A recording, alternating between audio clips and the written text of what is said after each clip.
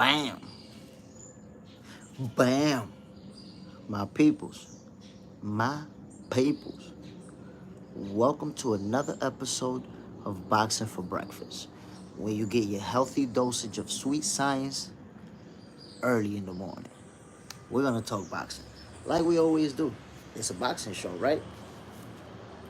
Interesting stuff, my peoples. Interesting stuff. Andre Ward and AJ, Anthony Joshua, they going back and forth on social media. Looking like Andre Ward might step out of retirement. Agent 17, good morning, my brother. Bam, already in the building. And hit that like button quickly and swiftly. That's what I'm talking about. I appreciate you, Agent 17. You know what it is. Agent 17, you see Boo's gonna fight? Yup. Seen it. We're gonna talk about that.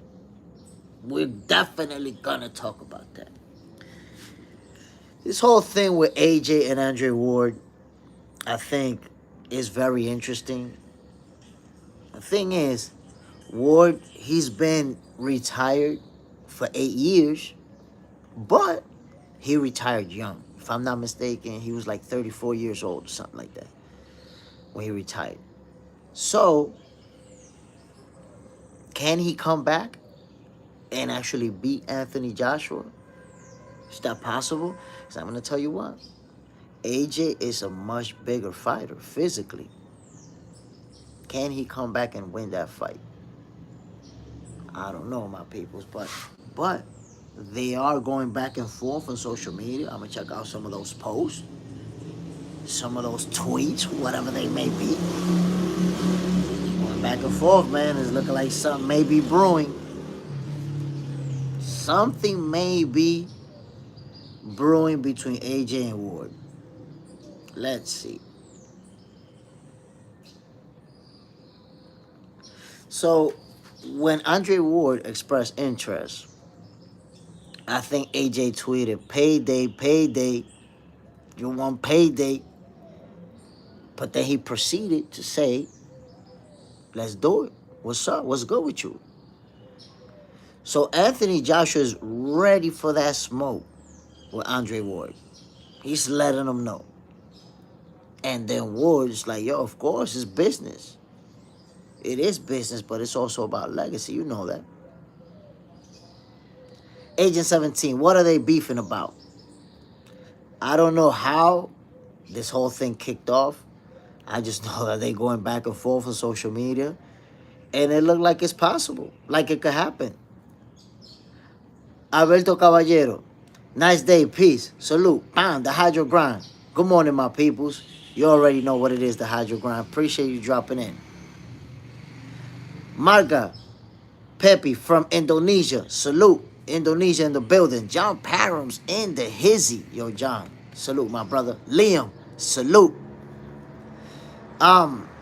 So again, my peoples, this whole situation with Andre Ward and AJ, it is looking like quite a possible matchup.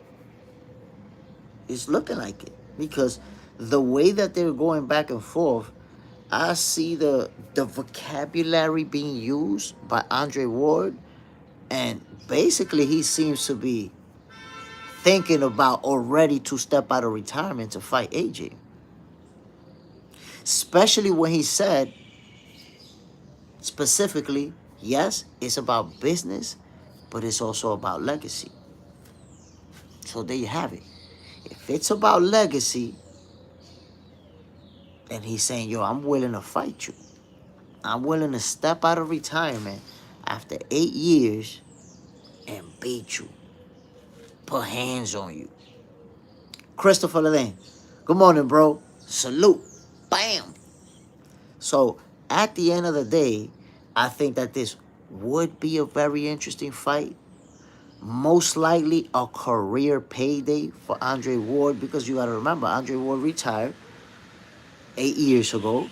And even though he retired as an undefeated champion, there wasn't that many names, big names like that for him to fight. So he didn't get the type of payday that I believe. I can't think off of the top of my head what was his purse for per fight.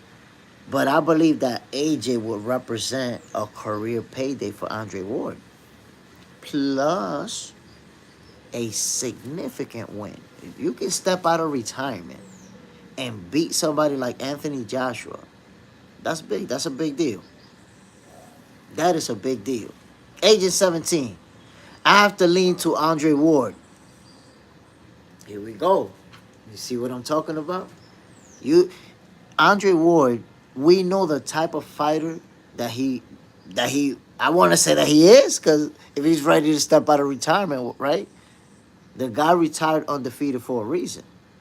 So if he chooses to come back, it's not, there's already people suggesting, oh, it's just about the money. It's just about the money. But no, wait a minute. We're talking about someone who retired that's a reigning champion. A reigning champion, my peoples. Come on now. So if he retired as a reigning champion, you have to accept that this guy's trying to come back to do his thing again. He's not, somebody who's gonna step in the ring to get beat up. I read a comment, somebody said, oh nah, he's selling his old. He's selling his old for a check. Like they're assuming Andre Ward is gonna come back to lose or to get beat up. What are we talking about here? You talking about a guy, a first ballot Hall of Famer type of fighter, an elite level fighter, retired undefeated, and he's just gonna come back to get beat up? Come on now. Christopher Ledane, hell of an accolade. This guy's not trying to come back to lose. Come on now. No fighter who's fought at that level and just won consistently is going to come back to lose. If he chooses to come back, it's going to be because he feels like he can win. Come on now. Agent 17, Andre Ward was very dominant. One of the best, in my opinion. Top 5 GOAT. So here's the deal with Andre Ward. He wasn't as big of a name or as famous as he should have been. If you look at what he did in the ring, he should have been a much bigger star. Look at it like this. He retired as an undefeated champion. And when people talk about undefeated fighters, he rarely comes up. Somebody has to bring him into the conversation. Think about it. They'll go from Floyd Mayweather all the way back to Rocky Marciano. And then somebody got to step out of nowhere. Yo, hold on. Andre Ward retired undefeated. It's like somebody got to bring it up. Come on now. Andre Ward is a great fighter. So for anyone who has even the thought that he's just coming back to get money and he's just going to take a L, it ain't like that. Definitely not like that. Agent 17. I mean, there's other great names, but Ward was dominant. He was like Crawford before Crawford. Ward is a guy who was out there on a mission. And again, the one thing that I do have to say, that there's a difference between Terence Crawford and Ward. And it's that Ward retired at 34 years old. So he retired undefeated, but he retired young. Got to take that into account. If Crawford wanted to right now, he could retire and he will be undefeated too. And he's already 38 years old. He's going to fight Canelo Alvarez at 38. Remember, Ward retired. Let me fact check myself, my peoples, because I'm saying Ward retired at 34, but I'm saying that off the top of my head. So let me refresh my recollection, my peoples, because I don't need nobody fact checking me. I fact check myself. Age, Andre Ward retired at 33. You see, I was wrong. Jay Smith could be wrong sometimes. I said Andre Ward retired at 34. He retired younger than that, at 33. So yes, he retired undefeated, but I wouldn't put him at top 5 all time because of how young he retired. Remember, the older you go, the harder it is to keep that old. So Ward, he was in his prime, in the peak of his prime, and dipped. Now, I don't knock him. I don't knock him for retiring at 33 years old. I think that's a smart move. If you got the money, if you got other options, he's does a great job in broadcasting. So I think it's a great job for him to retire, not take more punishment, not risk it anymore. But if he wants to come back and have a big fight, a career payday, and a big win, I support him. I support Andre Ward if he chooses to come back. David went out at the top. There you go. Andre Ward is a fighter who retired undefeated and a reigning world champion. What more can you ask? What more can you ask a guy to do? Yeah, and I'm going to tell you something. I always make that comparison with Andre Ward. For those of you who followed him when he was actually fighting, I want you to think about this. I'm going to bring you to a different sport. Think about Tim Duncan in basketball. Tim Duncan is one of the greatest centers of all time. Yet, in his own era, he wasn't even top 10 in the biggest stars, in the most famous guys. In his own era. Why? Because Tim Duncan did his thing inside the basketball court, but then he just wanted to quietly go home. He wasn't in front of the cameras. You didn't see him in all the red carpets and the parties. You didn't see him getting in trouble and the controversies. You just didn't see him. And then when it was time to play basketball, the guy performed like one of the greatest of all time. Almost every time out. One of the greatest. But outside of the basketball court, he didn't want to be in front of the cameras. He wasn't really doing interviews. So people didn't have that type of visibility with Tim Duncan. They was watching Kobe. They was watching Shaq. They was watching guys that were stars that was out there like that. So Andre Ward is kind of like Tim Duncan in boxing. When he stepped in the ring, he was doing his thing. Great fighter. But when he stepped out of the ring, you didn't really see him in the interviews. You didn't really see him in the controversies. You didn't really see him on social media wilding out. You didn't see none of it. Andre Ward beat people ass and went home. And then eventually he started doing the broadcasting stuff. But he wasn't out there like that. So just like Tim Duncan, he wasn't as big of a star as he should have been. How often do we talk about Andre Ward retiring undefeated? This guy, come on now. A modern day fighter who retired undefeated, who can come back, who may come back. Of course, that's a big deal. If the fight happens, I'm in on it. The Hydro Grime would love to see Joshua knock out Paul and retire that clown from boxing. He's not going to retire him from boxing. If Anthony Joshua was to knock Jake Paul out, I think Jake would do the same thing he did after losing to Fury. He'll go back to fighting lower level opponents, get 2-3 good knockouts in a row, and then start asking for a big fight once again. I think that's how it plays out. If he get knocked out brutally, it's going to be like, bro, look, can you accept now that you wasn't ready for this type of smoke? If he get knocked out brutally, I don't see him retiring. I see him scaling it back, maybe fighting a couple of YouTubers, you know what? Jake Paul, he won't go back to fighting YouTubers unless it's like a real big name of a YouTuber who's exploded on social media and they like, let's do it. But Jake Paul is not into fighting. He's going to be fighting boxers. He's not going to retire if he loses to AJ. He's going to have the excuse to say, look, I lost to a world champion. That's a world champion, which is a legitimate excuse. Jake Paul's not ready for no world champion. So if he get knocked out, you were supposed to get knocked out. That's really what was supposed to happen. So I think he'll just scale back and start fighting lower level opponents, beating guys that he's supposed to beat. You know, guys that are retired, guys that are in their 50s, guys that, you know, are very small compared to him. And he'll go back to his winning ways.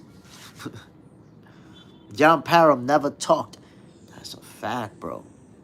There's fighters that are like that. Andre Ward was one of those fighters. Yes, if he was in the presser, we're in the press conference, we got to do what we got to do. If it's time to sell the fight, if it's time to step in the ring, Andre Ward was doing it at the highest level. But once that was done and it's time to go home, that's it. Andre Ward, you didn't really see much of him. You didn't really see him like that. Chris Watts, didn't Mayweather retire undefeated? That's a great question. David, Kawasaki is the man. Kawasaki's another one. Another fighter who was super underrated. If you think about it, if you watch the way Kawasaki's career played out and the people that he beat, some of them he caught him a little bit late, but that's the one thing that we have to stop knocking fighters for. Oh, no, he fought. You don't decide when you was born. You don't decide who's going to be older, who's going to be younger. You fight whoever comes at the time that you can fight him.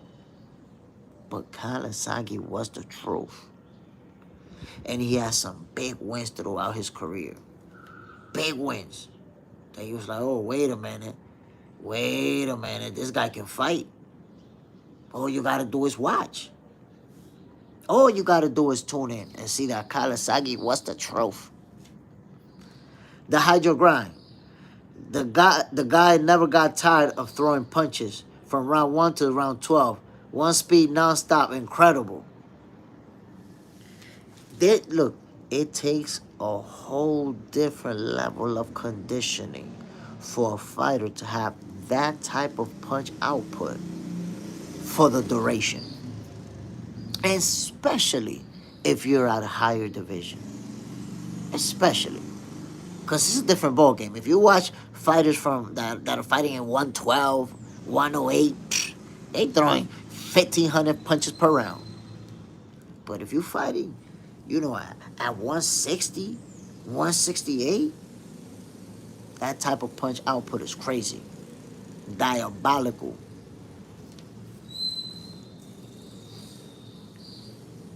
David stays out of the limelight. Facts. Stays out of it. You never. Now you know he's in the media. He's working in the media, so we get to see him more. But before that wasn't the case. Listen, while Andre Ward was an undefeated champion and defended his title, I remember I used to tell people, "Yo, Andre Ward is gonna fight on Saturday," and they used to tell me, "Who's Andre Ward?" I'm like, "What the heck? What do you mean, who's Andre Ward? This guy's a reigning champion. What are you talking about?" There's people, while he was a reigning champion, who didn't know him. That tells you right there. Andre Ward did not reach the star power that his resume suggests that he should have. Look at the resume. You don't have to take my word for it. Google that box, Fred. Google it. Andre Ward was kicking ass and not taking names. Just kicking ass. Age of 17, Andre Ward was on another level. I understand he retired young, but with how good he was making the elite fighters of his division look like chumps. The thing I would say about Andre Ward, man, is that he was so technical. He was so good at making guys miss and making them pay. Like, his counter punches was so sharp.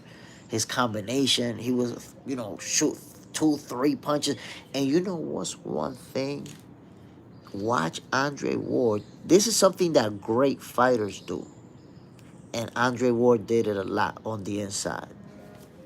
He'll be on the inside with his opponent, and he'll throw a hard punch, a soft punch, a hard punch, a soft one, and another hard one. I want you to think about all that.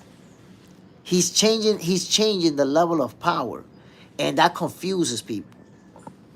So he's going, look, they're on the inside, right? He hit him with a hard left hook. Boom. And then with the right hand on top, he taps him. Pop, boom. And then two more taps. Bam, bam, boom.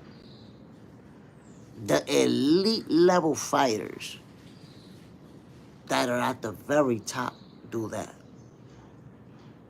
Agent 17, you know what it is. The elite level fighters do that.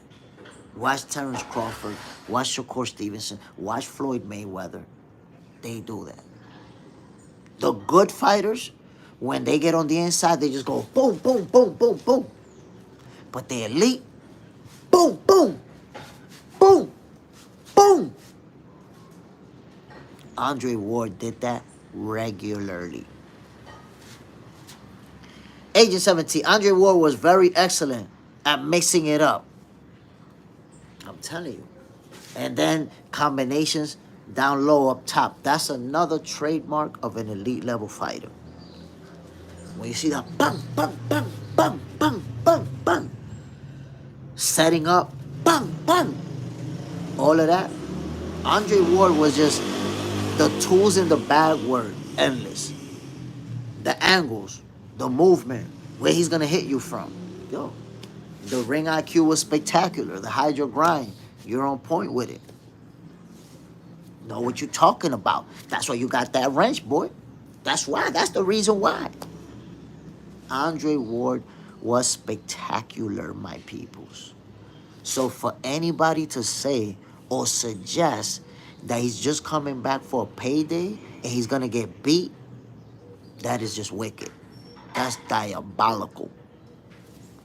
I hope there's nobody in here that even thinks something like that. This guy's coming back to win. This guy's coming back. Yeah, he want that money. It's a business. He said to himself, boxing is a business. Of course, I'm not just going to come back. Well, that's what we fight for. We prize fighters. But you know, it's about legacy too. And coming back after 8 years of retirement to beat a much bigger Anthony Joshua, that would be huge. Huge.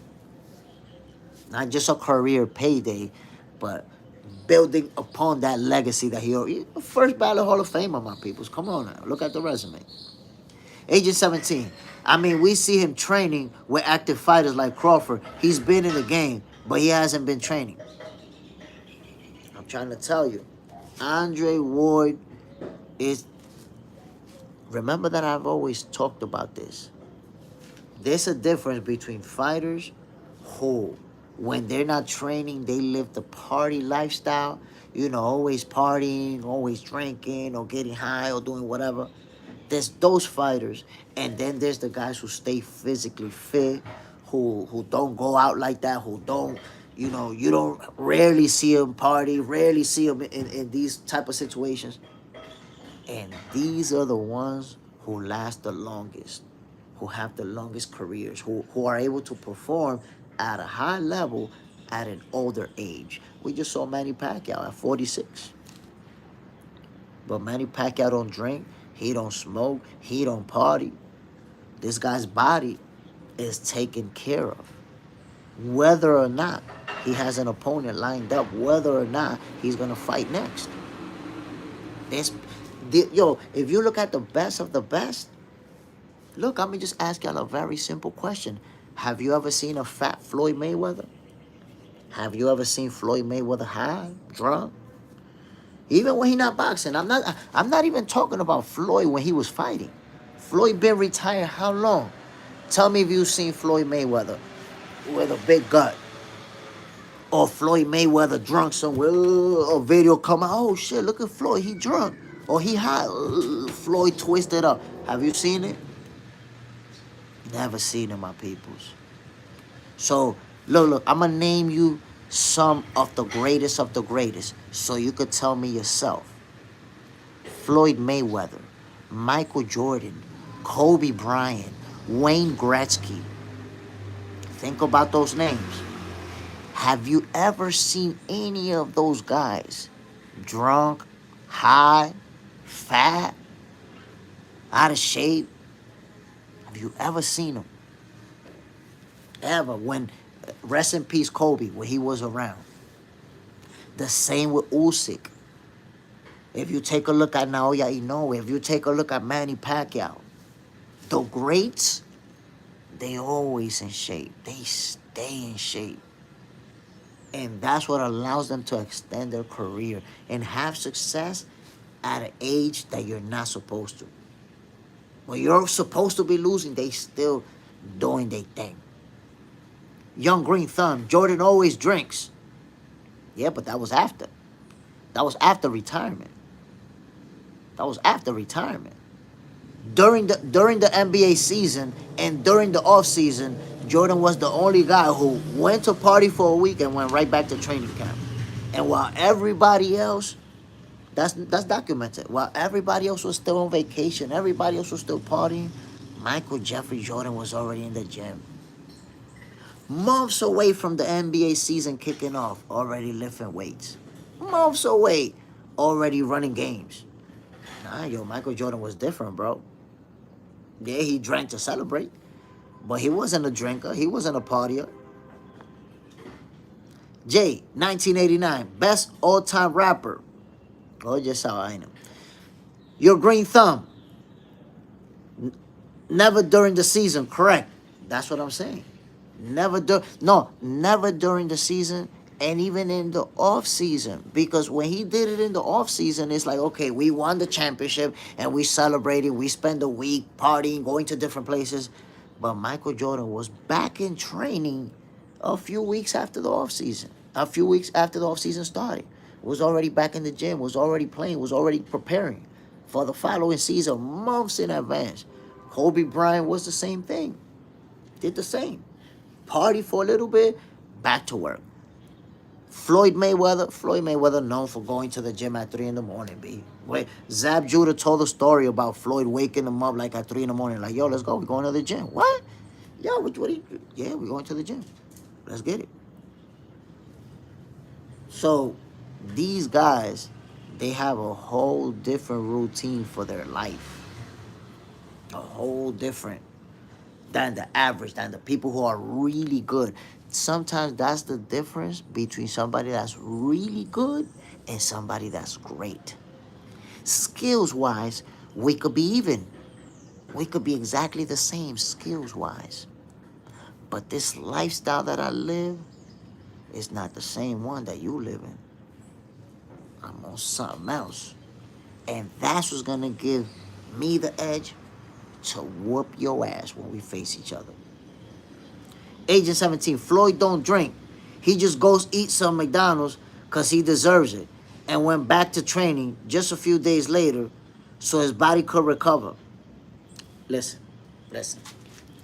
Floyd, you think about this. He has promoted alcoholic beverages. You see Floyd like this, showing a bottle.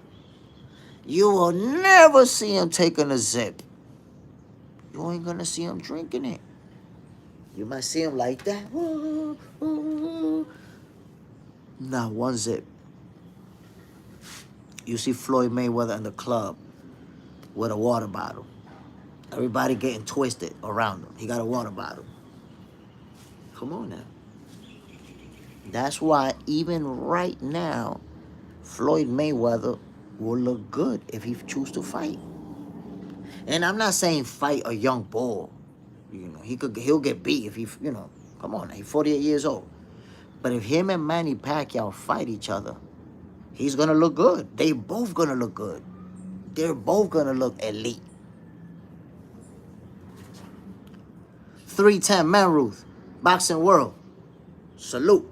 Bam. Agent 17. Floyd himself said no alcohol when he was active because he wanted to keep himself clean. And so he could be at his best. And not just no alcohol, no nothing. No alcohol, no drugs. Just focused. And that's the thing. People don't realize this. When you're younger as a fighter, you can get away with a lot of stuff that you're not going to get away once you hit your mid-30s and above. So to give you an example, there's young fighters who, in their 20s, might miss a day of running, skip a day of running, and skip a day of doing this, and still go out and perform at the highest level. Why? Because of that youth. But once you get to your 30s and you're not putting in that work, it's going to show in the ring. It's going to show when you have to face somebody who is putting in that work. So there's a lot of times that we see a fight and skills-wise, they're very evenly matched. But what you see in the ring, it doesn't look that way. Somebody out there getting beat up. Why? Because you have a fighter that's in a lot better condition than his opponent. The hydro grind. And God knows the amount of temptation in a strip club. Imagine. I mean, honestly, not necessarily, because if you're already somebody who doesn't drink, there's going to be a lot of temptation, but I don't think it's going to be for the liquor. That temptation is going to be headed, that energy is going to be headed in a different direction. And, you know, when you own the joint, you own the joint.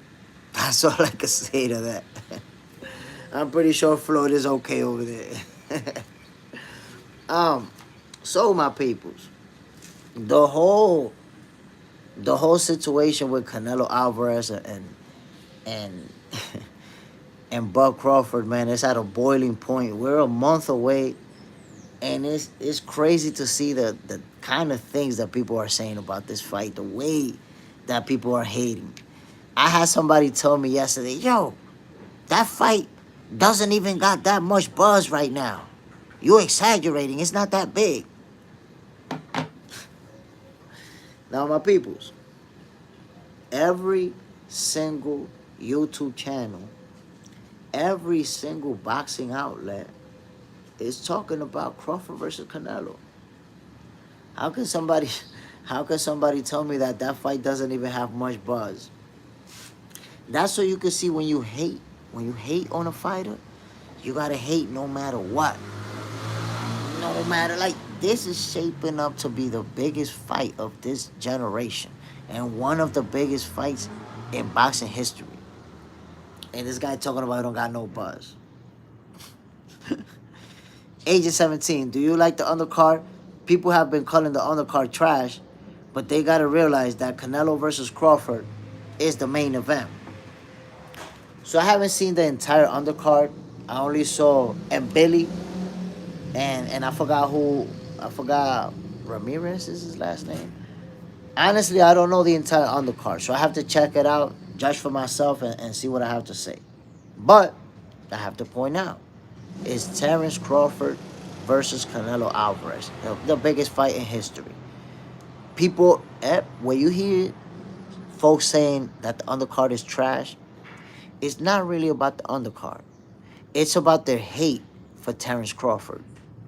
They hate Terence Crawford so much that anything that he's involved in, they want to diminish him. Agent 17, Fernando Vargas Jr. fighting too. Ooh, you see? Young gun. Young gun. See what I'm talking about? The young gun is going to be fighting on that night. I'm pretty sure there's going to be some good fights, man, but people's going to hate. Let me give you an example. When Floyd Mayweather fought Manny Pacquiao, who can tell me who fought on the undercard, off the top of their head? I can't remember. Maybe if I sit down and think really hard for a minute, I might. Oh, Tank Davis. Tank Davis fought on the undercard, right? I think Tank Davis fought. But I can't remember that undercard. You know, this is such a big fight, such a mega event. Who the hell is going to be arguing? Yeah, I said Tank, exactly. Who's going to be arguing about the undercard? Nobody's going to be arguing about no damn undercard. Come on now. Agent, Canelo fought mostly on a Mayweather undercard. That's a big fight. That was a big fight. And wow, Canelo, that was you see, when people judge Canelo, the people who don't like him, they prefer to focus on the fights that they felt like that wasn't a big name he beat. And they don't realize that Canelo right now is the fighter who has fought the most reigning champions, the most Hall of Famers, Canelo's resume is stacked. Canelo's resume is stacked for the people that want to hate on him. John Parham mostly was a bad man. The first guy to officially beat Oscar De La Hoya. And he beat him twice. Come on now. Age of 17, Canelo killed 5 champions in their prime. 5 champions in their prime. Can you tell me who they are? Because off the top of my head, but who are they? Age of 17. I'm not sure if they were in their prime, but who are they? John Parham, agent definitely a Canelo fan. Yeah, I know he's a Canelo fan for sure. Because I'm not sure about, you say he KO'd these champions, but in their prime, I want you to name them, Agent 17. Let me know who you're referring to, because Canelo's beating a lot of champions. Like I said before, he's one of the guys who's beating the most champions right now, or the guy who's beating the most reigning champions. Agent 17, Amir Khan was definitely not in his prime. He was very small. Mostly was, I wouldn't say. Lara, Liam Smith, okay, Billy Joe Saunders. You pushing it with Amir Khan and Mosley. Trust me, you're pushing it with those two. Mosley was not in. Mosley had already taken a couple of L's. Or am I wrong? Oh yeah. Mosley had taken a couple of L's. Bernard Forrest had put the beats on him. If I'm not mistaken, had Floyd already. John Parham, he correct in a way. Not in their prime. That's a reach. The hydro grind. Agent 17. Fine, I got more. K-Man 44. Cotto. Nah. Cotto was definitely not in his prime. Look, let me tell you guys something. Let's not even argue about prime. Let's put it to you like this. To make it easier, Agent 17, name the guys that were below 32 years old. Below 32 years old. There okay. Sky was on it. And I say below 32 because a lot of the fighters, after that age, that's when they start racking up the losses. That's when they start taking more losses. Usually below 32, either they're undefeated or they haven't taken, got 1 or 2 losses. Callum Smith, Rocky Fielding, and Yildirim. Now, Agent 17, you tell me, out of those 3 names, which one do you think could ever be on a pound-for-pound list, or could ever be considered one of the best in the division, or which one of those guys you think, or which one of those guys you think will make it into the Hall of Fame, or because I don't know, Agent 17, I think you see those wins a lot bigger than myself.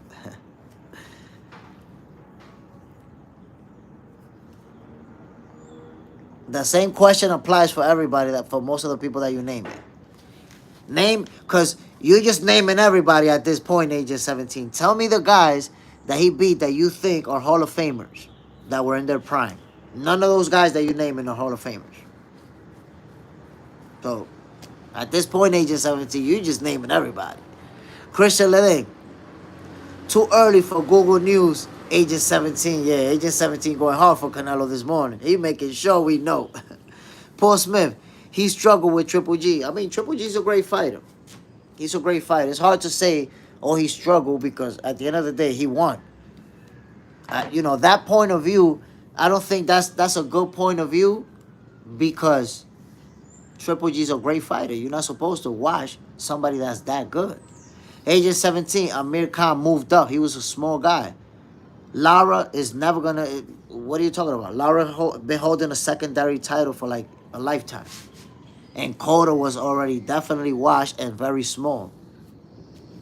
Like, Agent 17, it's not as good of an argument as you think. The best... Look, I'm going to name you the Hall of Famers that Canelo beat. Hall of Famers. Lara's not a Hall of Famer. I don't know where you get that from. I don't know where you get Lara's a Hall of Famer. But Amir Khan, you do know that he was moving up multiple divisions to fight Canelo, right? You know this.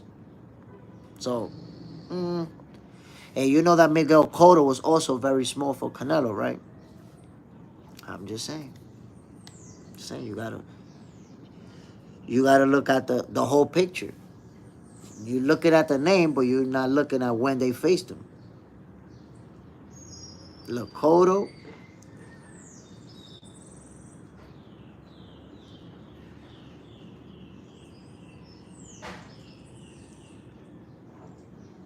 Look, Cotto was 35 years old. Cotto was 35 years old when he fought like 28-year-old Canelo. Come on, bro. Come on, bro. Age of 17, okay.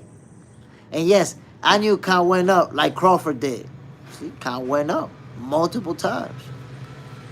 So, how big of a win? How big of... It's not just that he went up. It's at the time that he fought Canelo. Because you got to remember, Canelo also went up. If Canelo would have stayed down and fought, that could have been a different fight. I thought Lara was a lot of people like to say he's one of the best of the era. Man, I don't know what you're talking about. You want to believe that because Canelo beat him.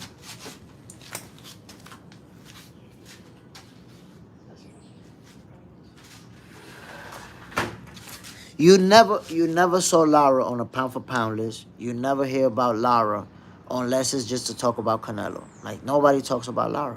What are you talking about? You never heard him as one of... I would say you could put Lara in the same category as you would put any real good fighter.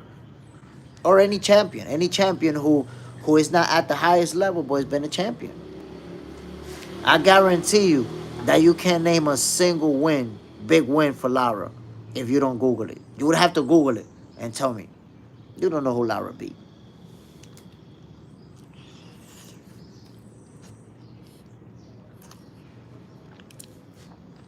Agent 17, you say you don't know about Lara, you're going off what you heard. You're not really going off for what you heard.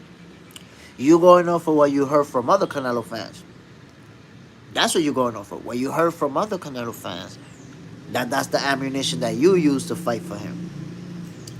But I'm telling you, Canelo has a great resume. Great resume. But let's not act like all of his wins are great now. Like all of his wins are Hall of Fame worthy and shit.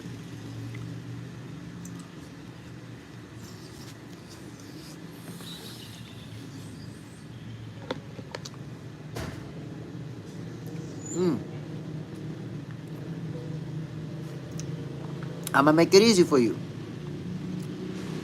Instead of us just going back and forth about names, I'm going to show you Canelo's resume. Look, that's Canelo's resume. I'm in his box rec right now. Canelo Alvarez is 63 wins, 39 knockouts, 2 losses, and 2 draws.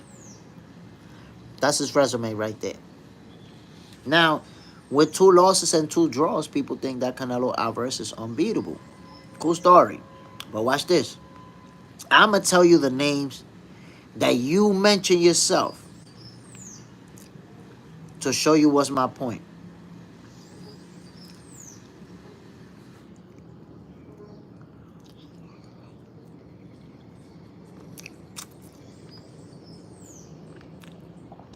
Agent 17. When Mosley fought Canelo and they went the distance, Shane Mosley had a record of 46 wins and 7 losses. 7 losses.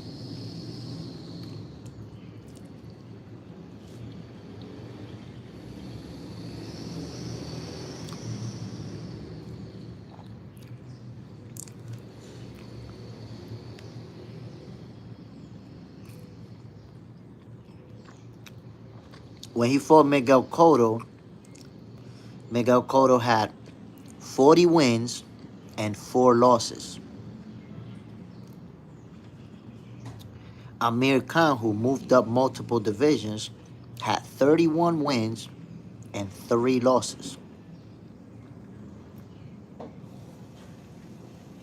Triple G is the best win of Canelo Alvarez's career.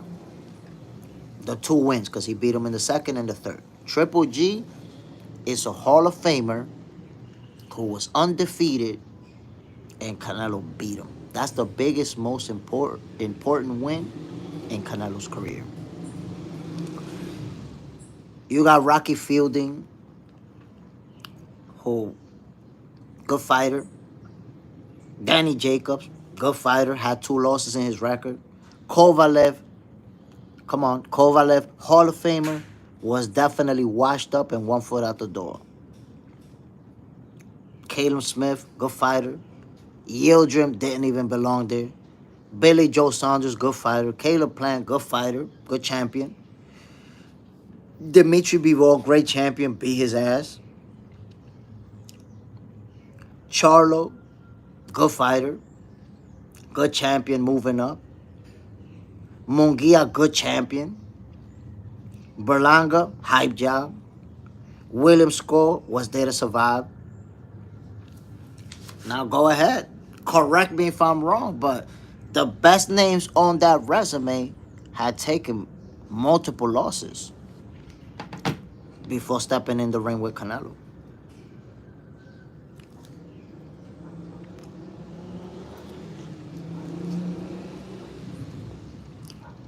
Paul Smith.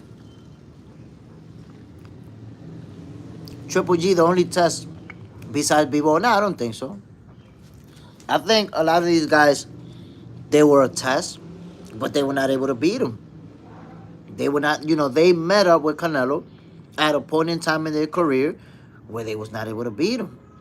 If you look at Shane Mosley, 47-6, he had a lot of mileage on him. A lot of mileage. He couldn't do it.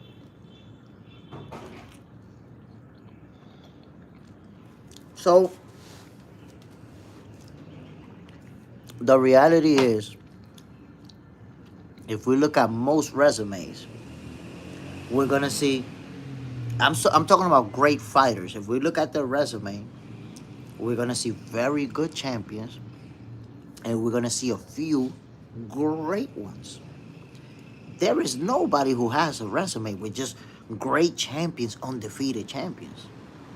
Some of those great champions, they met up with you late in their career. We do that all the time for other fighters, but we try to skip it for Crawford. For Canelo. Remember with Crawford, how, Sean Porter, he washed, he on his way out. You see? So if you don't want to give Terence Crawford his flowers because you're saying Sean Porter's washed, you know how many fighters Canelo faced that was older than Sean Porter? And you would name them anyways? Like, look, that's a great win. Gotcha. By the way, my peoples, this is Boxing for Breakfast, where you get your healthy dosage of sweet science early in the morning. Yo, some of y'all ducking that like button the same way Tank Davis be ducking Shakur. Stop it. Age of 17. Nah, Sean Porter was a great fighter. Crawford dominated him. Yes, but if you look at Terence Crawford haters, they're going to tell you that he was washed up and that he was on his way out. That's what they're going to tell you.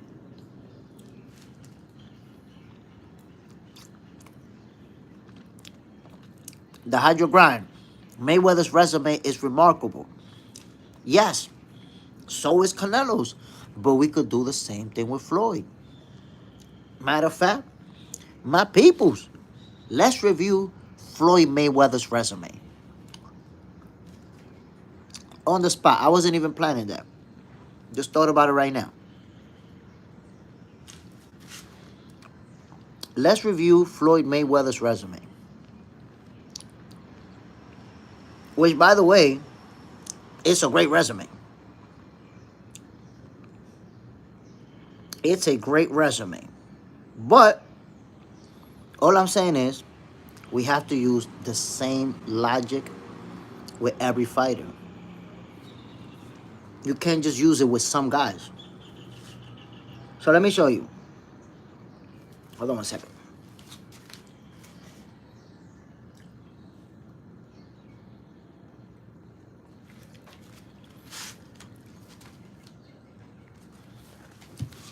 Check it out, my peoples. So right now, what I have in front of me is Floyd Mayweather's box record. Okay, right there. 50 wins, 0 losses, 0 draws. The GOAT, Floyd Mayweather. Let's review the resume. So, I still remember when Floyd Mayweather won his first title. He won it versus Genaro Hernandez. And that was a big, big fight. You know, he was becoming a world champion that night. He stopped him and he absolutely dominated Genaro Hernandez. It was crazy to witness because Hernandez at the time was 38-1, you know, reigning world champion, had multiple defenses. And then Floyd Mayweather just absolutely washed him, embarrassed him. So Floyd Mayweather became a world champion in 1998 when he faced Genaro Hernandez. After that, watch this. I'm going to review Floyd Mayweather's resume from the moment he became a world champion. Stay with me, my peoples, and make your comments about what I'm saying. I'm only telling you the facts. That's what I like about this. No opinion. I'm not giving you my opinion. I'm telling you what it is. Watch this. After Floyd Mayweather became a world champion in 1998, his first defense was versus Angel Manfredi. Angel Manfredi, very good fighter. Not great.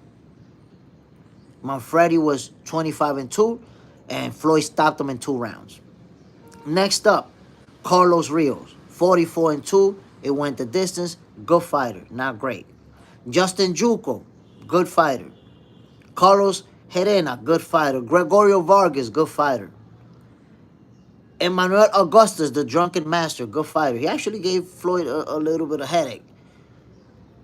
With a record of 22-16, but he was a formidable opponent. And now, as a world champion, we get to see Floyd Mayweather's first great fighter faced of his career, Diego Corrales. Manfredi was good, but he was a slugger, and he just got completely dominated. You know, he was a guy with a lot of heart, but a guy with footwork and movement like that was going to do him in. Floyd just made it look easy against him. Diego Corrales was the first time Floyd stepped in there with a fighter who people felt was going to beat him. And if I'm not mistaken, this is the only time in Floyd's career where he was the underdog. Diego Corrales at the time was 33-0. And Floyd Mayweather absolutely manhandled him. Got the stoppage in the 10th round. So, Diego Chico Corrales, right? Genaro Hernandez is Floyd Mayweather's first big win. You beat a world champion to become a champion. This Mexican who has, you know, a great record, that's his first big win of his career. But his next big win that Floyd Mayweather name went like that was Diego Chico Corrales.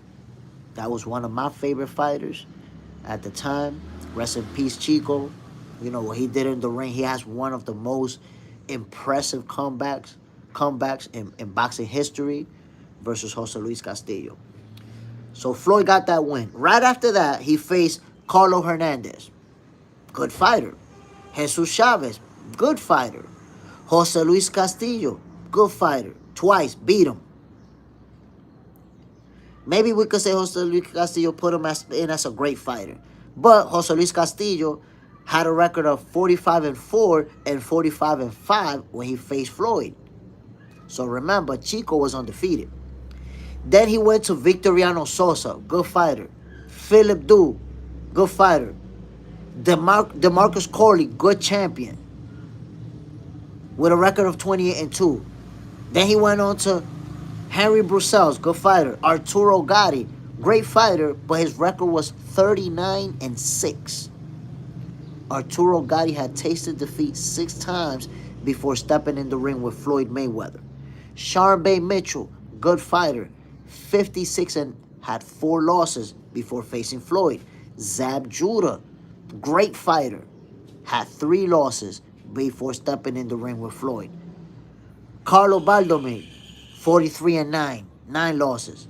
Oscar De La Hoya, great fighter, had 4 losses and was close to retirement when he stepped in the ring with Floyd.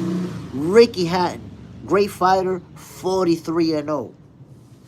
So remember, I went from Gennaro Hernandez, Diego Chico Corrales, and now I'm at Ricky Hatton.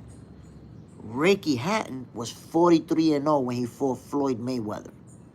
Undefeated champion. After that, Juan Manuel Marquez. Juan Manuel Marquez moved up 2 divisions to fight Floyd. He was 50-4 when he faced him. And Floyd was huge in front of him. And Floyd didn't make weight for that fight. So he was super huge. Now that he told Ryan Garcia not to make weight for Devin Haney, it makes me think about it. Because he was overweight for that fight for a couple of pounds. And put the beats on Juan Manuel Marquez, who was 50-4. Great fighter, small guy. Sugar Shane Mosley, 46 and have 5 losses on his record. Victor Ortiz, 29-2. Good fighter. Not great, but good fighter. Miguel Cotto, great fighter. 37-2. That's another great win for Floyd Mayweather. Going straight to the Hall of Fame is Miguel Cotto. Robert Guerrero, 31-1. Another great fighter. Another great win for Floyd. Saul Canelo Alvarez, 42-0. Another great win for Floyd Mayweather. And then Marcos Maidana, ×2, back-to-back. Maidana had 3 losses and then 4 losses, but it was still 2 great wins for Floyd. Manny Pacquiao, 57-5. They was both washed. Andre Berto, 30-3. Good champion, good win for Floyd. And then Conor McGregor, that was a circus show. There you have it, my people. I reviewed every significant win, every win really, from Floyd Mayweather's career from the moment he became a champion versus Gennaro Hernandez. There you have it, my people. So Floyd Mayweather is a great fighter, has a great resume, but everybody he fought wasn't great, my people. People act like everybody he beat was great. Paul Smith, who Ricky Hatton beat. Google it. You'll be able to find out. John Parham, I can't really name off the top who Ricky beat. So, I'm going to say this. Look, if we look at Floyd Mayweather's resume, just like any great fighter, you're going to see average wins early in his career, then really good quality wins, and then great wins. Juan Ocasio, salute, my brother. Bam! John Parham, Conor did a damn good job, in my opinion. I think Conor did a good job as long as Floyd allowed him to. Floyd in the beginning, if you think about it, while Conor was doing a good job, Floyd wasn't doing anything. Floyd was just watching him, moving, letting him operate. But the moment Floyd Mayweather kicked into gear, pop, pop, pop, pop, it was easy work. If you think about it, Floyd wasn't even hitting him that hard. He was just beating him up. It's not like there were punches that were going to drop him and knock him out. He was just feeding him leather after leather. He was just giving it to him. But, again, you know, Floyd Mayweather, he has a great resume. Canelo Alvarez has a great resume. And you know who else has a great resume? Terence Crawford. He got a great resume. And people hate on him. Why? Because he's that guy. What I want you guys to know is that this is the regular trademark of a hater. The regular trademark of a hater is to try to question opponents, try to diminish opponents. That's what haters always do. But watch this. Let's take a look at Crawford's resume. For anybody who says that Crawford's resume is not good, that he ain't fight nobody, that he only fought Arrow, let's take a look at the resume and let's see if that's true. Let's see. Let's take that theory for a test. Right? The hydro grind. Floyd let him work to give him some entertainment for the crowd. Yeah, that's what it was. That's what it came off as. So look, my people. That's Terence Crawford. You can see that's his resume. 41-0. with 38 knockouts. That's a 75% knockout percentage. So, you guys know there's people that say Crawford didn't beat nobody. He didn't fight nobody. He only beat Errol Spence. Okay, let's see if that's true. Let's see if that's true. Watch this. I'm going to start off with Ricky Burns. Look up Ricky Burns, my peoples. Ricky Burns. Remember what I did with Floyd? I showed you with Floyd. There's good wins, and then there's great wins, right? Remember we did that. Watch this. Ricky Burns. That's a heck of a win.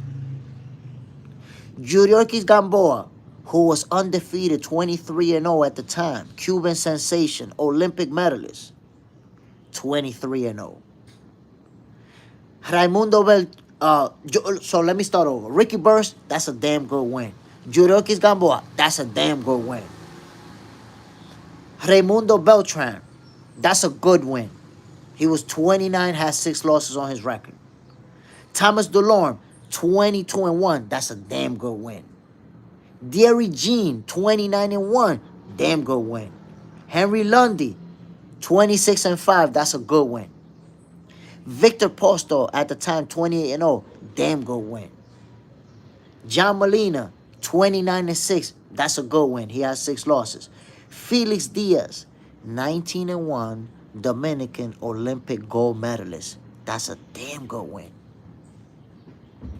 Julius Ndango, 22-0, damn good win. That's a reigning champion. ¿Te va a quedar conmigo? Ve acá. Are you gonna stay with me? Sí. You wanna say good morning to the people?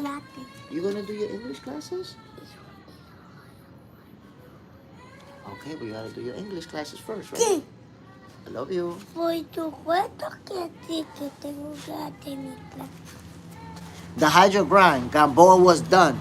I hope you don't mean he was done when he faced Crawford, because he was undefeated at the time. He was done when he fought Tank Davis a bunch of years later for a vacant strap. Terence Crawford fought him when he was undefeated, my G. Watch this. Watch this. Look at this. Julius Ndango was 22-0. After that, Jeff Horn was 18-0. Great win. Jose Benavidez Jr. 27-0. Great win. Amir Khan 33-4. Great win. Kavaluskas 21-0. Very good win. Kell Brook 39-2. Great win. Sean Paul 31-3. Great win. David Avanesian 29-3. Good win. Errol Spence 28-0. Great win. Israel Madrimov 10-0. Great win. Saul Canelo Alvarez, that's going to be a great win on the way. So, the people who say that Terence Crawford ain't fight nobody, they just either don't like him or don't know shit about boxing. That's it. That's the only way around it. Either they don't like him or they don't know shit about boxing. That's it. Crawford, look, everybody that I named in Crawford's resume was either a world champion, a former world champion, or a highly ranked opponent within all of the sanctioning bodies. Crawford ain't fighting nobody with losing records. He's not fighting people out of the top 10. I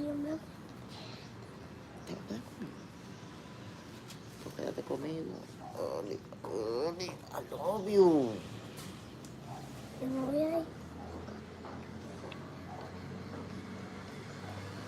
¿Y qué clase tú vas a tomar? What classes you gonna take?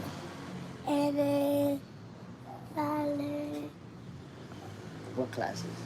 Yo quiero la de acting. That's it. But you gotta take the classes first to school. What you gonna do in school?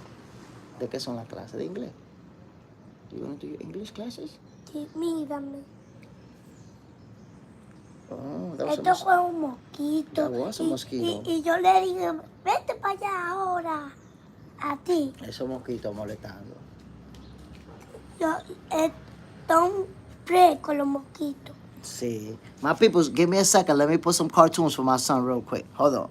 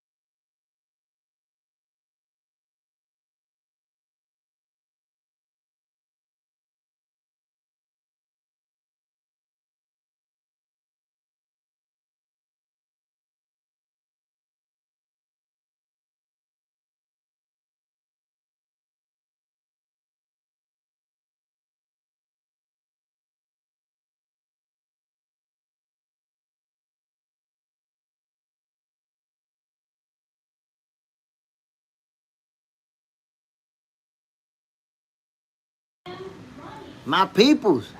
My peoples. Majimov was a stay active opponent. How you see, Corey B, by you saying that, you're already showing that you don't like Terence Crawford. You've always rooted against Terence Crawford. How do I know that? How are you gonna say that a reigning world champion is a stay active opponent? You don't realize it, but when you hate on a fighter, and you're always trying to look for a hate angle, you'll say some goofy ass shit and don't even realize it. A reigning world champion is a stay active fighter. That means that, or you don't like Terence Crawford, or you don't know what the phrase stay active means. Because fighting for a world title is definitely not a stay active fight.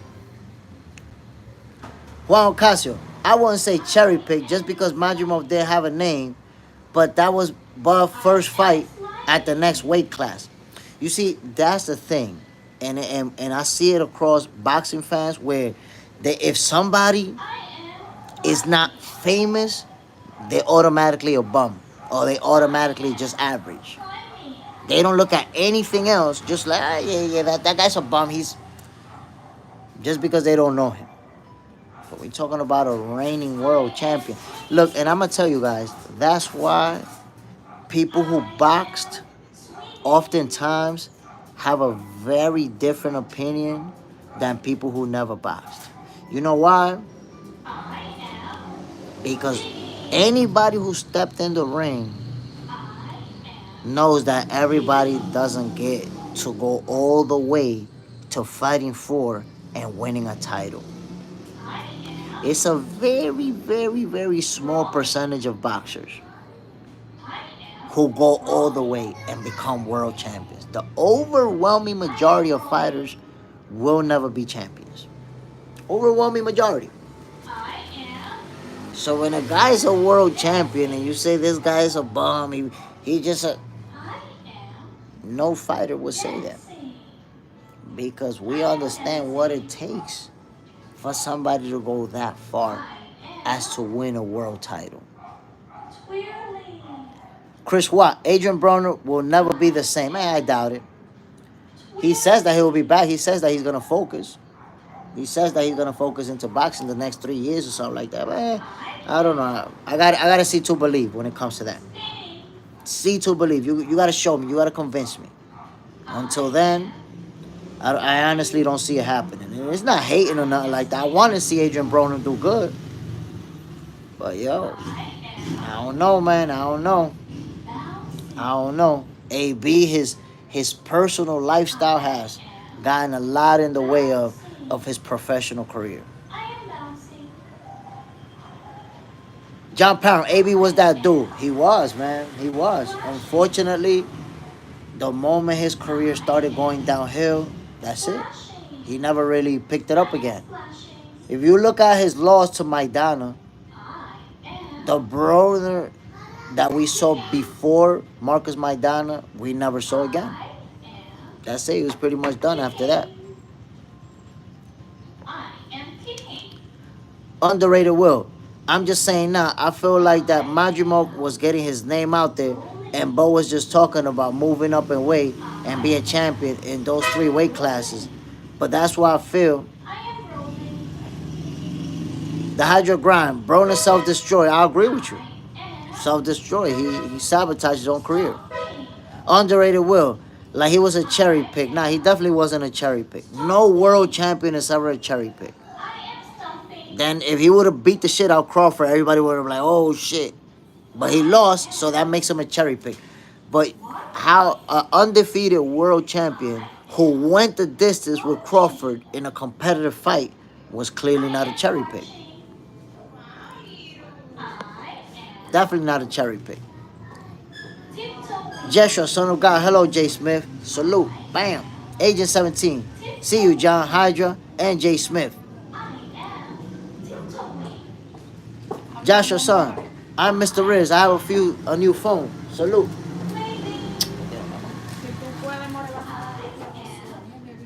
Está bien, yo lo hago.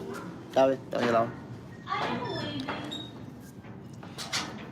The hate narrative, my people, I just don't understand it. Don't understand it. And I'll show you. Like the way people talk about Terence Crawford is like he's just an average Joe. Like they don't even accept how good he is. Cyrus Catino, Canelo versus Crawford. Who you got? I got Crawford winning by a decision. Underrated Will. I like Crawford. Okay, this is understand that. But this was over more seasoned guys in the division. So a 10-0 guy was not a cherry pick. Of course a 10-0 guy was not a cherry pick. Because you see, you have the point of view from the American fan base. You look at 10-0, you don't realize that a 10-0 fighter could be just as experienced. These European guys, you know, you're looking at a 10-0 record, you don't realize this guy had 200-300 amateur fights and has been training and sparring with professional fighters. So the 10-0 guy, the 10-0 record is just something that you use to try to look for an angle to say, look, it wasn't that good because he's 10-0. But in reality, we saw Lomachenko become a world champion at 2-0 and have a Hall of Fame career. So 10-0 doesn't mean nothing. It's how good he is inside the ring. And you saw it versus Crawford. He went the distance. Right after that, he went the distance versus Ortiz too. That again should have shown you how good the guy is. But you, rather than seeing it was a good win for Crawford, it got to be some diminishing. No, because look, he was 10-0 and he wasn't that. Siéntate, little, yo what?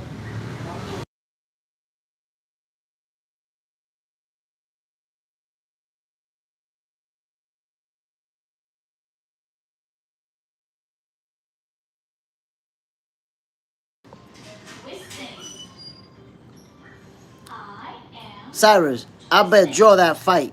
I mean, it's possible. Very possible. The Hydro Grind 10-0 with 1,000,000 amateur fights. That's the thing, the Hydro Grind. Like I said, when you're American, you don't understand shit about amateur boxing. So you think that these are guys that, he's just 10-0. Like you saw Lomachenko become a world champion with 2 fights. What can I tell you? If you didn't learn from that, there's no way that I could teach you. There is no way. John Parham, I'm putting 50 on the draw and 200 on Canelo within 10. Okay, 50 on that draw. Honestly, a draw is possible.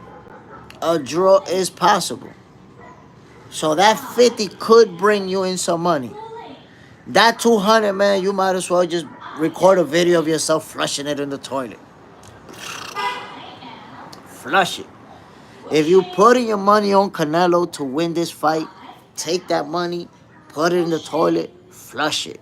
It's the same deal than betting it on Canelo. The hydro grind, I agree with you, John. Man, listen up. Look, man, it's September 13th when they're going to fight. We're on August 12th. A month and a day away from that fight. And somebody told me that this fight doesn't have any buzz around it. The hydro grind, draw seems good business. I mean, there's already a rematch clause. So, there's going to be a rematch regardless. That's what I'm telling you. When Terence Crawford put the beats on Canelo, they're going to have another rematch. He's going to put the beats on him again, and then there won't be no more rematch. Paul Smith, did Canelo fight Carlos Maidana? No, that fight never happened. Underrated Will. Will AB be a Hall of Fame fighter? I don't know. I mean, he won titles in multiple divisions, but who did he win them against? Is that going to be taken into consideration? He won a few vacant titles as well. So, honestly, I don't know. I don't know if AB has a Hall of Fame resume, to be honest. I'm not sure. I don't want to say no, but it's hard for me to say yes. The hydro grind. And if it's not rigged, Canelo in 10. Okay, there you go. That's another excuse. I like it. That's another excuse. So I got the Terence Crawford is on steroid excuse. I got the Canelo Alvarez is washed excuse. And now I see the if the fight is rigged excuse. I like that one, the hydro grind. That's an interesting one. You guys, the fact that you guys are already coming up with your excuses for why Canelo's going to lose, I think is very telling.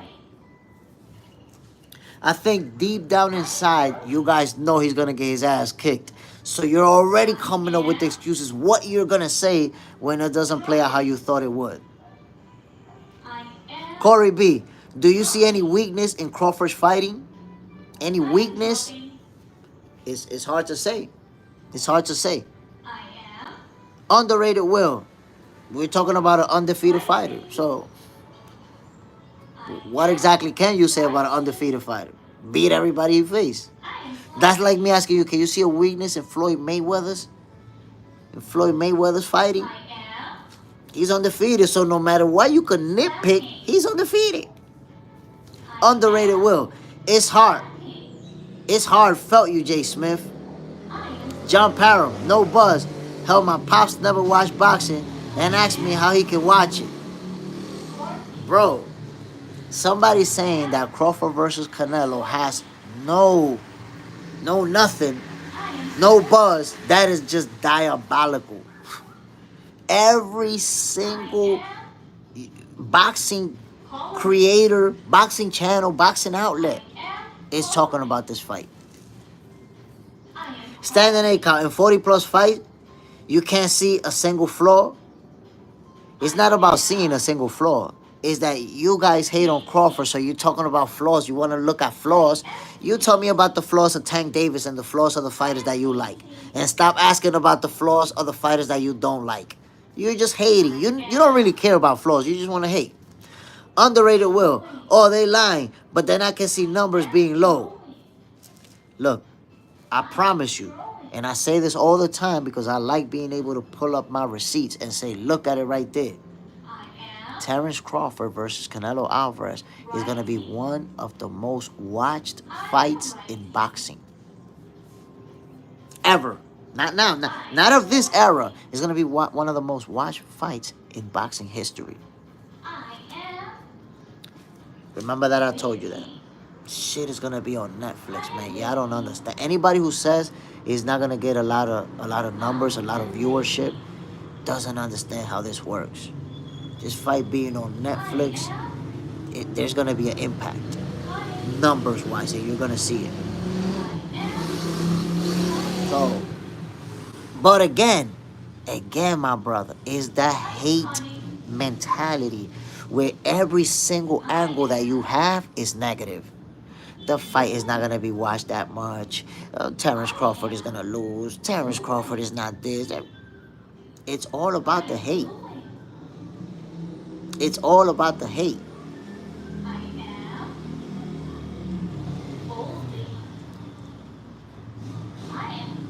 Standing 8 count. Ask if you see. Stop asking about flaws. Ask about flaws for your fighters. Stop asking about flaws. Underrated Will. I get it. Fatal shift. But should be a great fight. It's going to be a great fight. I've been telling people. I feel like towards the end, Crawford is going to take over. And it's even going to make it look easy at times for those championship rounds. But in the beginning, it is going to be, and in the middle, it's going to be an interesting fight. And I'm telling you guys, that whole mentality that you have, or the expectations that Canelo's too big, too strong, he's just going to, bully Crawford, that mentality is going to change real quick. It's going to change real quick. You know why? Because you're going to notice from early on that Crawford has power. Buduki, I'm going Canelo. Salute, my brother. I mean, I understand that. I respect anybody who's going for Canelo. Canelo's a great fighter. But you're going to see a Terence Crawford who's going to be a lot stronger than you thought. You're going to see a Terence Crawford who's able to take a punch in a better way than you thought. There's a lot of people acting like Crawford is going to get hit and he's just going to fold. So when he get hit and he stand right there in front of Canelo, y'all going to be like, oh, shit. Because that's what happened with Arrow. People play dumb. Remember the whole logic about how, well, look what little Gamboa did to Crawford. Imagine when Arrow Spence land. He's going to sleep him. If little Gamboa did that, imagine what Arrow's going to do. Let me ask you a question, my peoples. You think because Terence Crawford put the beats on Errol Spence, you think Errol didn't land hard shots in that fight?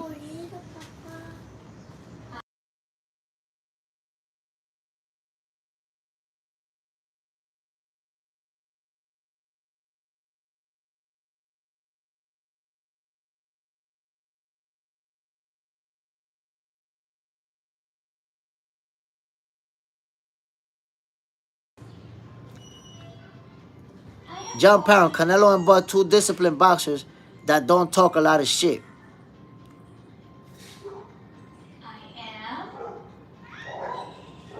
Underrated Will. I'm just saying this. Bud ain't see a fighter like Canelo, but let's see. But underrated Will. Canelo ain't seen a fighter like Bud either. He ain't seen a fight. You see, that's the thing. You're only looking at it from one side. You're not looking at the other side. On September 13th, that other side is going to hurt your feelings, bro. But all I'm saying, with Errol Spence and Terence Crawford, it was the same narrative. The same exact narrative. Too big and too strong. Look, fatal shifts. What I'm saying is, smaller fighter have Crawford wobbling in the ring. If Canelo can land that left hook, I don't know if he can take that. So fatal shift. All I'm telling you is that a smaller fighter that Crawford fought in a lower division 10 years ago is absolutely irrelevant and incoherent.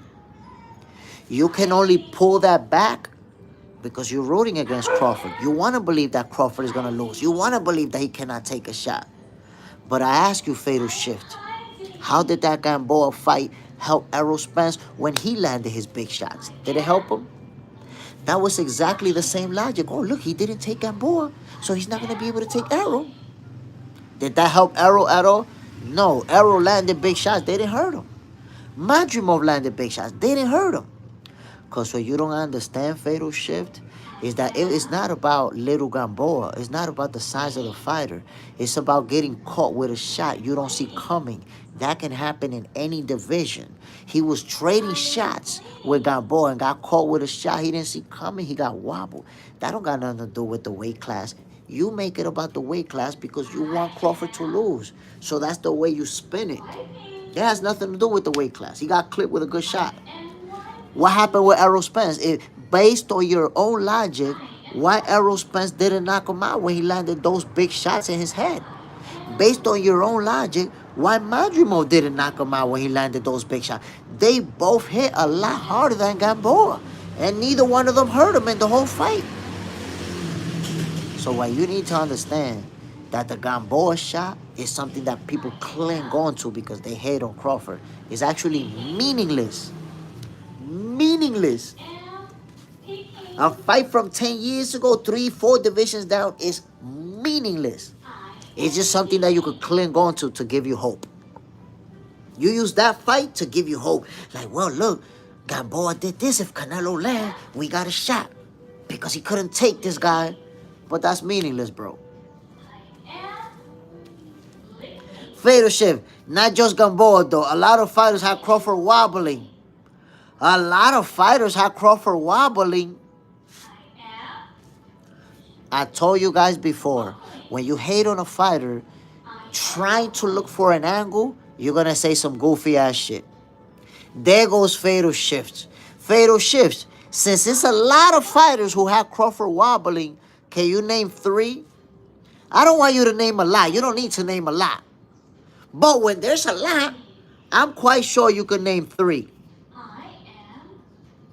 Superman, that's a hate talking point. But Superman, that's what I said. When somebody's hating, they make themselves look goofy. They make themselves look bad because you start making stuff up in your head, trying to fight back. And it's like, what are you talking about? So fatal shift. Mean Machine is lots of fighters. Did you really just do that? Did you tell me lots of fighters wobbled him and your comeback was 1 fighter? So what you're saying, fatal shift, is that in 41 professional fights, Terence Crawford got wobbled 11 years ago and 5 or 6 years ago. And that's what you're basing your opinion on.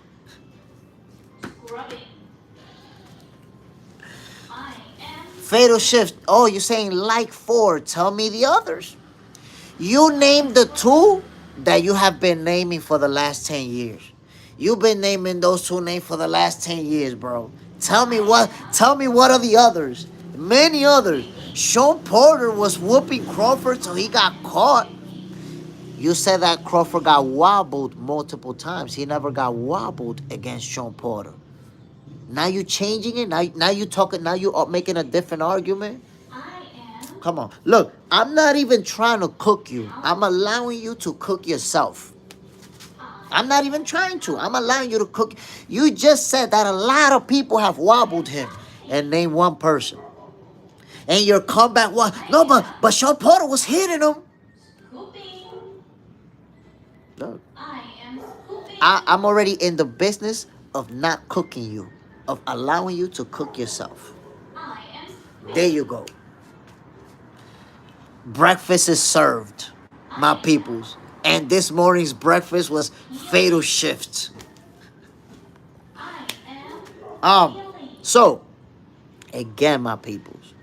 The hydro grind. Canelo by liver shot. And that's a reasonable prediction. That's a reasonable prediction. Fatal shift. You said Crawford was perfect. Okay, fatal shift. At this point, you're going to need yourself a little 30-minute break because I never said Crawford was perfect.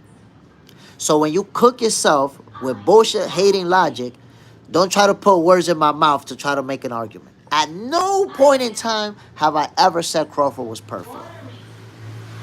Nice try, though. Take a little break and watch. A liver shot to the body from Canelo, saying that he'll get a stoppage in that fashion, it's okay. It's reasonable. If that's something that you can envision happening, it's reasonable. Because we know what Canelo has been able to do to the body throughout his career. That's cool. That's reasonable. But I'm going to remind you that Canelo's work to the body versus Dimitri Bivol was very limited. Canelo's work to the body versus Erislandi's Lara was very limited. Canelo's work to the body versus Floyd Mayweather was very limited. So all I'm saying is Terence Crawford has the height, the reach advantage, especially the reach advantage on Canelo, to keep him at a distance where those body shots might not be as consistent as you think they're going to be. Keep that in mind, my people. So you're looking at a stoppage to the body, and I'm going to tell you right now, with that footwork that we're going to see from Crawford, that movement, those angles, that long-ass jab, you can forget about a stoppage to the body. Forget that shit. Ain't nobody getting stopped to the body. That's it. That's the reality. Hit the like button, my peoples. Yo, some of y'all ducking that like button, man. Stop ducking the like button. Go ahead, just hit it. Pound. It's easy work. It don't take much. But it's like I'm responding to the haters. And when you're a hate, look, this is the difference between somebody who feels like a fighter is gonna win because they're making an honest assessment, and somebody who wants a fighter to lose because they just hate on them. Look at the difference. I got Crawford winning, right? The reason I got Crawford winning is because of his physical assets and his skills. So while people look at the power, I look at the height and reach, and I'm giving the height and reach more value than I'm giving the power. Because I feel like height and reach can neutralize power. We've seen that already. I love it.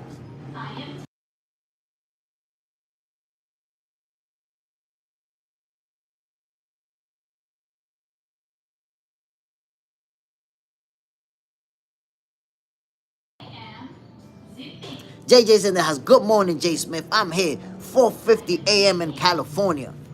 JJ, salute, my brother. Bam. John Parent, we got to start showing up at J Shorts, my peoples. I'm going to keep posting them, man. I'm going to keep posting them. I know that people's going to start tuning in. The shorts, they not getting that many. And I'm going to tell you something, John Parham. I think that right now I'm shadow banned because I posted a video from Facebook and that got blocked. And ever since then, my shorts, they getting 20 views, 30 views. They not even... So I think they shadow banned. I don't know.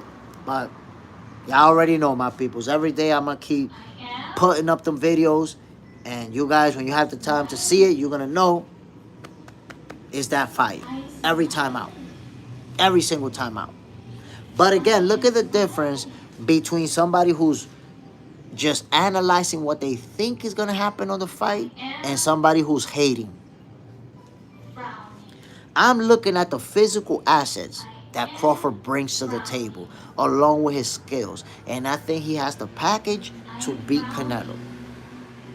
But if you ask me about Canelo, I'm going to tell you, yo, Canelo Alvarez is a great fighter. Canelo Alvarez, I just showed you, he got a great resume. He's been in there with great names. He's a great champion. I don't got nothing negative to tell you about Canelo. But if you're approaching this from a hate angle, listen to what they say. Oh, nah, Terence Crawford ain't beat nobody. Oh, nah, yo, he's not going to be able to take a shot. Oh, you know, the people not really going to watch this fight. Everything you say is from a negative point of view about Crawford. You're not even saying why you think your guy's going to win. You're more focused about talking negative stuff about Terence Crawford. That's how you know the approach is more about hating on the other fighter than what your fighter is actually going to do. And it's like I said, man, people hate the fact. Yeah. And it's like I said, my people hate the fact that Terence Crawford is involved in the biggest fight in boxing. They absolutely hate it.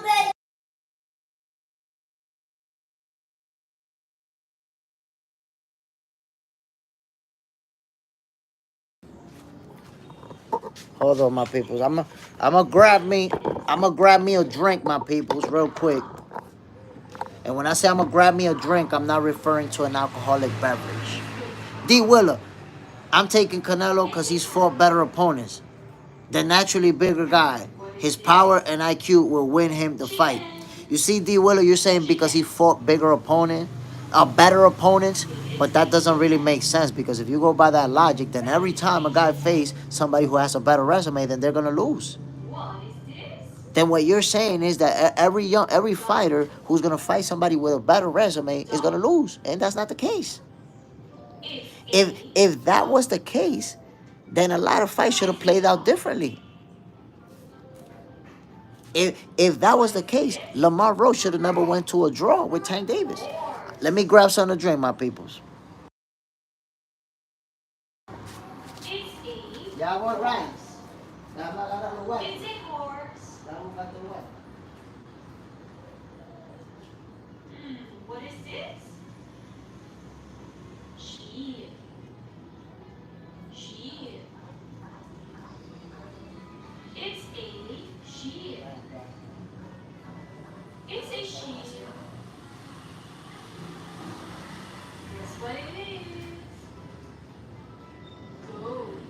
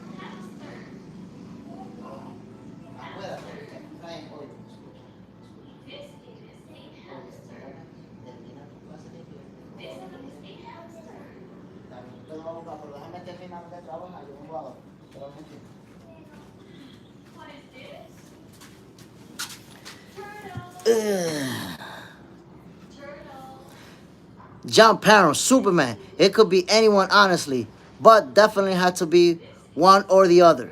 JJ's in the house. Nice. Don't know if you have heard of Reno, Nevada, but my uncle and I go for the opening weekend of football season. Ooh. Reno. John Caraballo. Those apartments behind you look nice. Yeah, they're pretty nice. They're pretty nice. Christopher Lynn. Missed the whole stream. No, no, no. Don't get it twisted. You missed 99 minutes of the stream, but we still in the building, brother. JJ's in there has hit the like button, everyone. Stop ducking the like the same way Tank Davis be ducking Shakur. We all know the game already.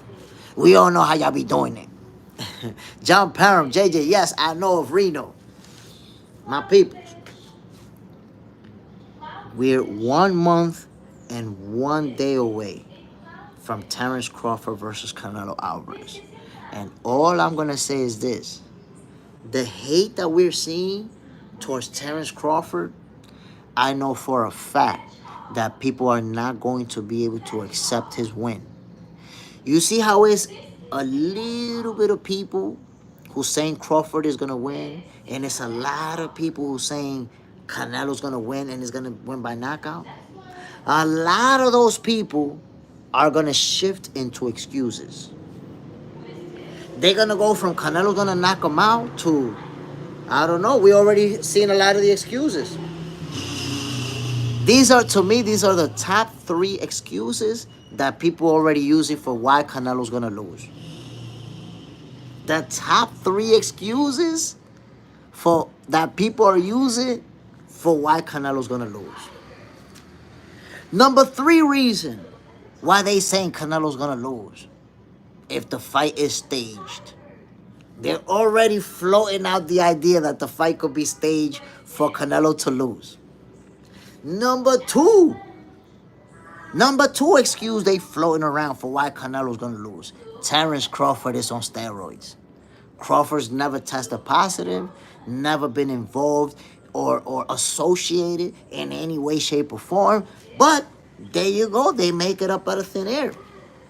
And the number 1 excuse for why Canelo Alvarez is going to lose is because he's washed up.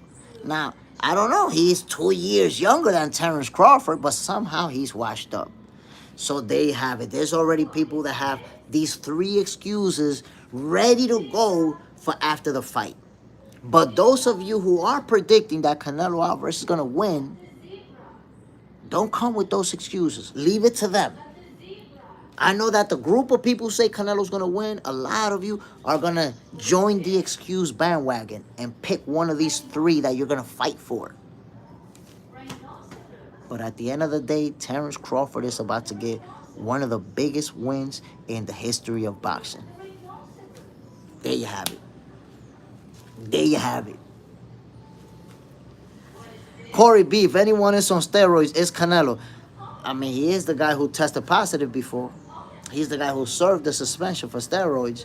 But somehow they spin in this narrative around Terence Crawford. Come on now. Christopher, what up, brother? What do you think about Itama versus White? That's going to be a good fight. I expect Itama to win by knockout. And I just don't get, like, this crazy hate for Terence Crawford. To find a hate angle no matter what. Whether it's his resume, whether it's how he does business. Everything is a hate angle. And look where he's at right now. And honestly, I feel like that's the reason why people are so mad. Because this guy who you've been bashing, this guy who you've been talking bad about, look now. Look now. Come on now. Somebody's angry. Somebody's real angry. Take a 30-minute break. Express your anger alone to yourself. And then talk boxing over here. People are angry this morning. What is going on? They just hate Terence Crawford that much for some reason I don't understand. I've never felt hate for a fighter, ever.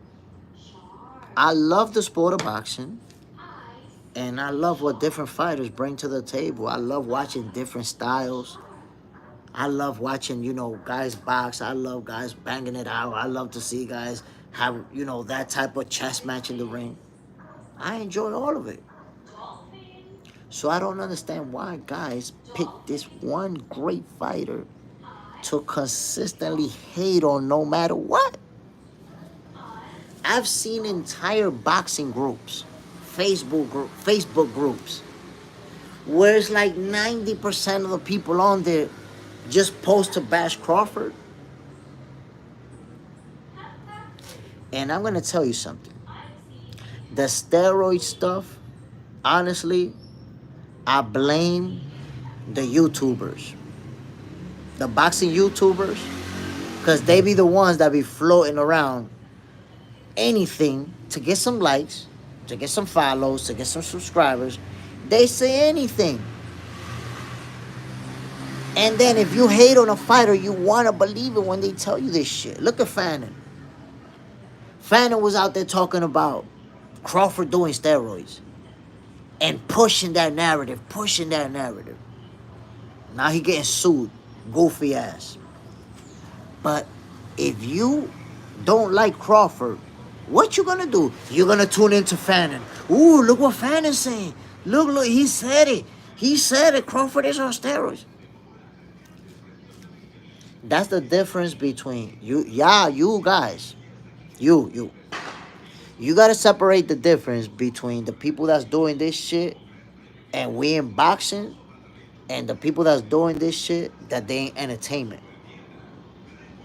The people that's in entertainment, they the ones that's gonna constantly float conspiracies to y'all. They gonna give you shit that they literally making it up out of thin air. But they're gonna give it to you because you're gonna consume it. You're gonna hit that like button. You're gonna comment. You're gonna jump in the argument.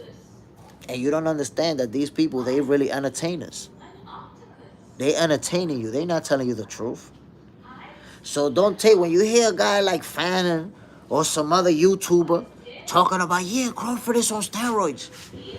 Don't take that as a fact, my people, and take those words and go argue it somewhere else. You could argue with another YouTuber like him. But you're not gonna come bring that shit argument to me, bro. I'm not a YouTuber. That shit doesn't work over here. So there's mad YouTubers out there that's just irresponsible. They say anything to get those views, to get those likes, to get those subs. They're gonna say anything. I don't do that, bro. I'm responsible with what I'm gonna say. I could joke around, I could trash talk, but when it comes to stating the facts, I don't play games with that. You're never gonna hear me say that a fighter's on steroids because I think he is. Or most of all, because I don't like him. You're gonna notice a lot of them YouTubers and Facebookers and people who really don't know shit about boxing floating around a lot of fake shit that they make up in their head. Why? Because they trying to get those views, they trying to get those likes, they trying to get those numbers. That's what it's all about. There shouldn't be anybody on social media saying that Terence Crawford is on steroids. Nobody on social media should be saying that. Because there isn't anything out there to suggest that that is true.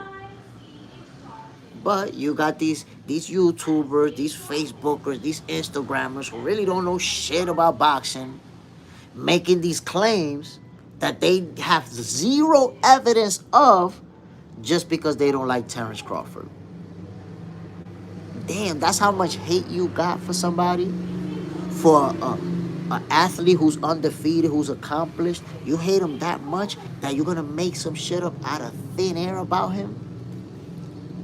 Just because you want to have your excuse ready for when he whooped Canelo's ass?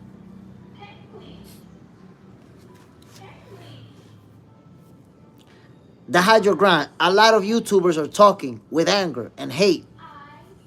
I'm telling you. I'll be looking at these YouTubers and I'll be like, yo, but what the hell is this guy talking about? What is he talking about?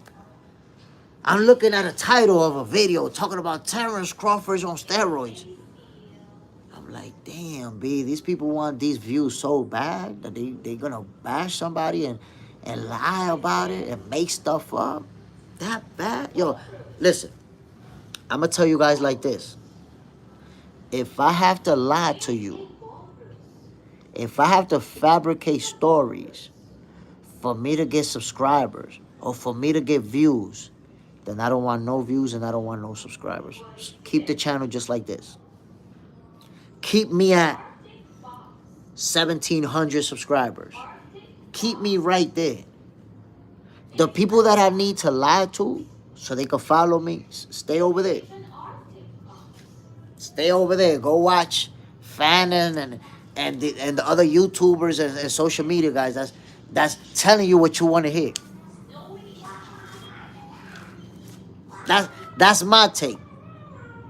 That's my personal take. Why? Why is it even important to some people to spread a narrative? Why is it important? I don't understand it.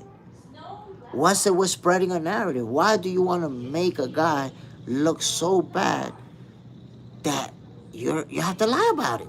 You really lie about a fighter just because you want to make him look bad? Nasty work. That's my take, my people. That is real nasty work. Come on now. Come on now. Juan Ocasio. Only Tarver and AB boxing. Only Tarver and AB boxing news because those my peoples. Tarver and AB boxing news. Okay, so I gotta say, man, Antonio Tarver, that's somebody who I got a lot of respect for, because not only did he make it as a fighter, started late, went all the way to becoming a world champion, but after boxing, after he retired and accomplishing what he did as a professional boxer, you see him now accomplishing in the world of boxing media. I seen him on The Zone the other day. And, I see him on podcasts. He has his own Tarver's Take, which is very popular among boxing fans. So salute to Antonio Tarver. He out there doing his thing, grinding hard.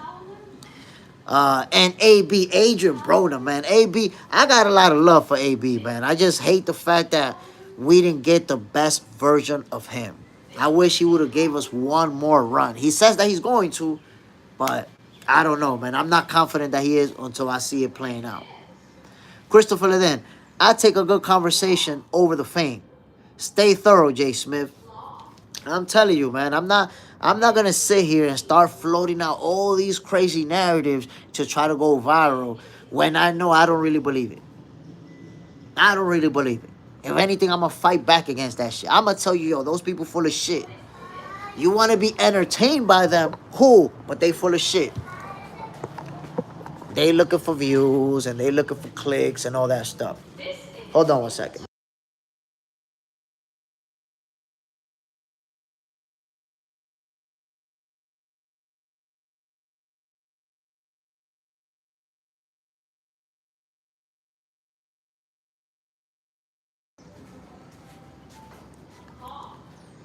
Okay, man, I respect Tarver.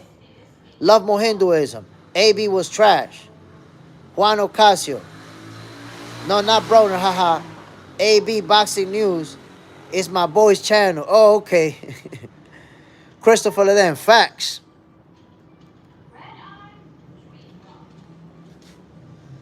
Oh my God, yo. Angry. The vegetable salad, my people. The vegetable salad is angry right now. The vegetable salad is angry right now. The vegetable salad in full effect. He sees the show is going great. The vegetable salad, my peoples. Listen to this. Listen to this, my peoples. Right now, when I say Canelo Alvarez is a great fighter, and I say Terence Crawford, yo, the veggie salad is in full effect. And I say the Terence Crawford is the most hated fighter in boxing. Can you really say it's not true? Can you really say, if we look at everything that's going on, can we really say that right now Terence Crawford is not the most hated fighter in boxing? Come on now. Come on now. Who is more hated than Terence Crawford?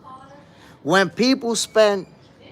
Yo, I'm looking at people posting these elaborate paragraphs about how Terence Crawford resume is not that good, how he ain't really beat nobody besides Errol Spence, how he really lost to Madrimov, how he really... How much can you come up with? How much? JJ said, how Jay Smith don't play with your food and get him the fuck out of here. He's a, yeah. Hey, you know, you gotta understand, sex predator Noel Beato, who tries to harass and tries to disrupt the channel, he's crippled. He's a ragdoll. So if somebody's crippled at home, that's what karma gave him for raping his students when he was a teacher in New York City. But he's crippled. So when you're crippled at home, what do you think you're doing? The whole day, 24 hours, creating fake accounts. That's what he does. So we'll block 10 accounts today. He'll have 10 ready for tomorrow. Like, his whole life revolves around me, around creating fake accounts to come see me. Christopher Levine, well, good. God don't like ugly. That's what happened. I told him that's what karma did to him, right? He raped a bunch of little girls when he was a teacher in New York City, retired, ran to Pennsylvania, is hiding out in Pennsylvania. So he feel like, I got away with it. That was years ago. Nobody's going to catch me. Boom. Karma came and left him crippled. Now he's sitting over there crippled, creating fake accounts every day to try to harass people. So karma, my people, don't be the vegetable salad Noel Beato, because karma will come back for you. That's why he's so crippled right now, trying to be a troll. Imagine being a crippled at home trying to troll, trying to be an online troll. Like, you're trolling yourself, bro.